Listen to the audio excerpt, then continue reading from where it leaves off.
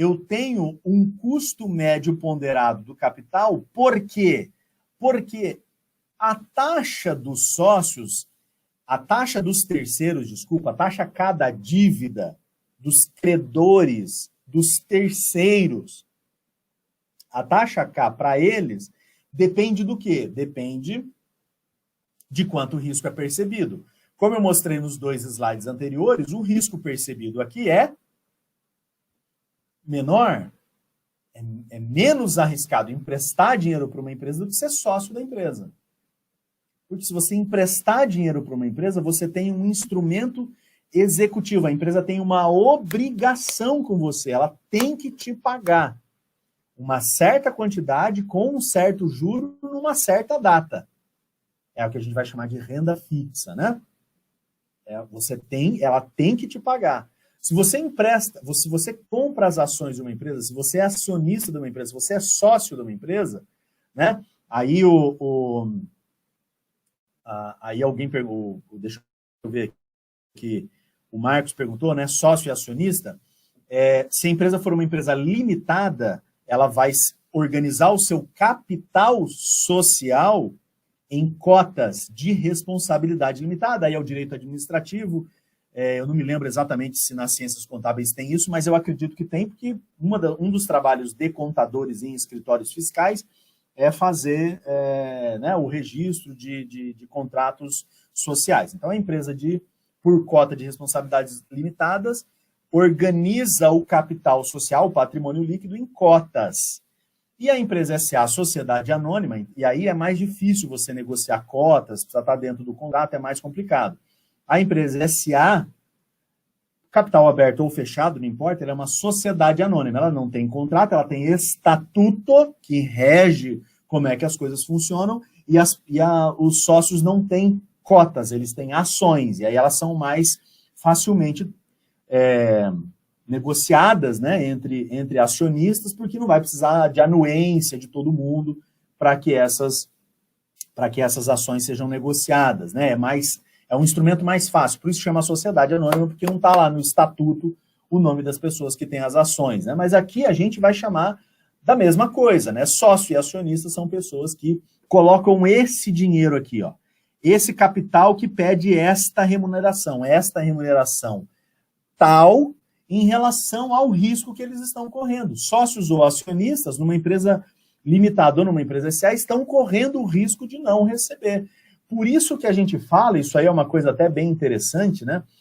Por isso que a gente fala que quando você investe numa ação, olha essa frase. Se você não entender essa frase, ela é uma daquelas que você tem que ficar remoendo e talvez conseguir responder por você, pelo que você está estudando aqui nesse curso. E pelo que você está estudando no curso, eu não estou dizendo nesta disciplina só, tá? Ações não têm risco de crédito. Quando você compra uma ação, não tem risco de crédito. O que é um risco de crédito? É o risco de chegar lá na hora que era para você receber e não receber. Quem empresta dinheiro para uma empresa tem risco de crédito. Mas quem compra ações de uma empresa não tem risco de crédito. Só que, mesmo dizendo isso, eu posso te afirmar que quem empresta dinheiro para a empresa tem menos risco do que quem é sócio da empresa. Tudo bem. Então, dado essas duas taxas, o que eu vou fazer? Eu vou precisar mesclar, né? Eu vou precisar fazer aí um mix de financiamento para ver qual é o custo médio ponderado que vai atender a minha necessidade de resultado da empresa. Tá? Para fazer esse custo médio ponderado, a gente vai fazer uma média ponderada mesmo, né? A gente vai usar esse raciocínio aqui, ó.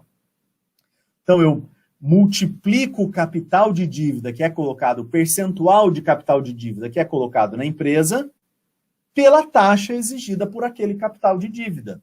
Como que eu sei o capital de dívida? Eu olho os contratos de linhas de financiamento, de debêntures e assim sucessivamente. A dívida da empresa, quanto que ela custa para a empresa? Eu olho lá a taxa que existe, ou que é possível conseguir se o projeto estiver em financiamento, né? Se o investimento estiver em projeto, aliás. Eu olho lá o percentual da dívida que participa do financiamento do ativo e multiplico pela taxa.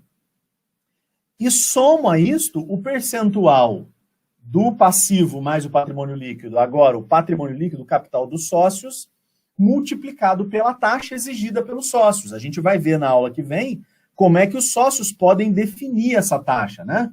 Como é que eles podem definir? Eles podem definir a partir, a gente vai dizer aqui de diversas formas, mas uma maneira que a gente vai usar é o CAPM.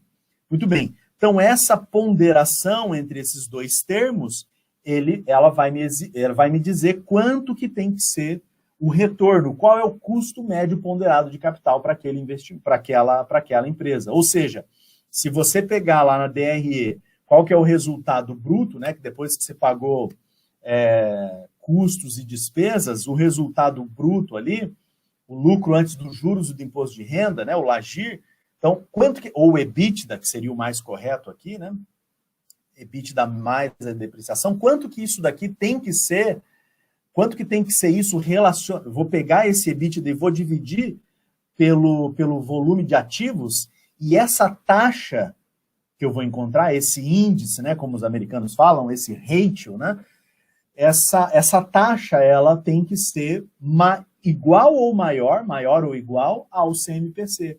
Porque se ela for maior ou igual ao CMPC, eu tenho certeza de que a empresa está gerando um resultado suficiente para pagar o investidor e para pagar o acionista, que eu vou chamar de acionista agora, mas é o acionista investidor ou o credor investidor. Tem dinheiro para pagar os dois.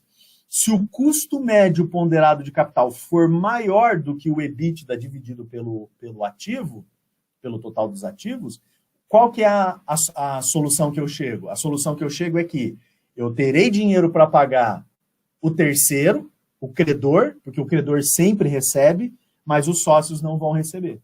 Os sócios não vão receber. Então, a empresa é mais arriscada para os sócios.